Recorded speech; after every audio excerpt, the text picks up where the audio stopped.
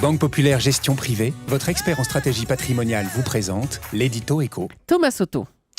Il n'y a pas que la question des déficits qui fâchent entre Paris et Berlin. Bonjour Nicolas Barré. Bonjour Thomas. Rien ne va plus non plus sur la défense. Alors que se passe-t-il? Pourquoi cette brouille?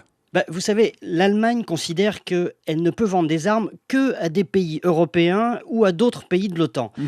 Autrement dit, si vous êtes un industriel français et que vous vous alliez à un Allemand, ça vous coupe tout un tas d'autres marchés, tout le reste du monde.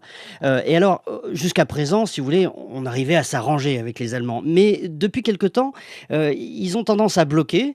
Et je vous donne des exemples. Il suffit qu'il y ait une pièce détachée allemande dans un armement made in France pour que l'Allemagne bloque l'exportation à l'étranger. Et ça se passe là en ce moment. Airbus d'ailleurs, ils sont furieux parce qu'ils essayent de vendre des hélicoptères à l'Ouzbékistan. L'Allemagne met son veto. Comme c'est pas dans l'OTAN ni dans l'Union européenne, les Allemands veulent pas. Exactement. On a la même chose en ce moment avec des missiles ou des blindés légers qui étaient vendus au Qatar. Il y avait un contrat et les Allemands disent non, désolé, c'est pas possible. Alors, mais qu'est-ce qui leur prend aux Allemands? En fait, vous voyez bien, ils considèrent que vendre à d'autres pays est totalement immoral. Et je vous dis, jusqu'à présent, il y avait des compromis possibles. Mais aujourd'hui, la coalition allemande est beaucoup plus raide sur ces sujets-là.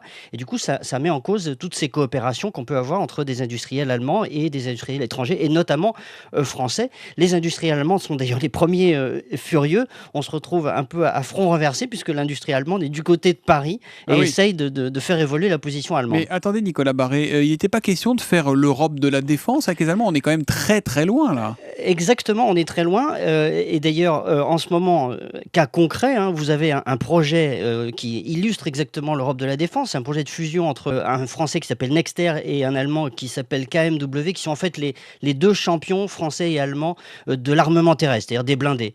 Et bien là-dessus, même chose, on assiste à un blocage.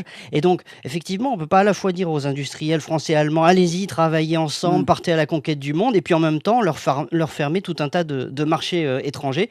Ce dossier empoisonne vraiment les relations franco-allemandes en ce moment, au plus haut niveau.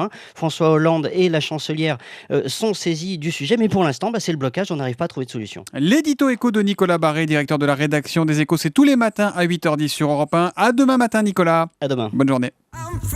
C'était l'édito éco avec Banque Populaire Gestion Privée, votre expert en stratégie patrimoniale.